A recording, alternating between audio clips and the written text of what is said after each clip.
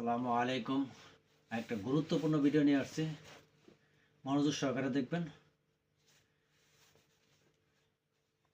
ভিডিওটা ভালোভাবে বোঝার চেষ্টা করবেন। গুরুত্বপূর্ণ কথা। আমরা নামাজ পড়ি, অনেক সময় একা নামাজ পড়ি ঘরের ভিতরে, বা জামাতে যাইতে পারি না, সময় পাই না, এবং মসজিদেও যা নামাজ পড়ি জামাতে।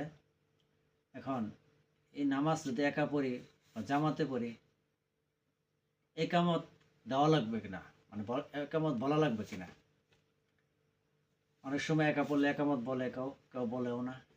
আর জামাতের সঙ্গে পড়লে তো একামত অধিকাংশ লোক বলে না।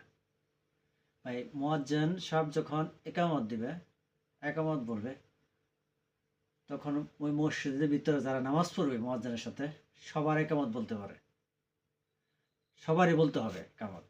মুয়াজ্জিন সাহেব বলতেছে আল্লাহু আকবার, আল্লাহু আকবার, পরবর্তী বাক্য শুরু, মুসল্লিরা বলবে আল্লাহু আকবার, আল্লাহু আকবার, বলতে থাকবে, ইমাম সাহেব সহ।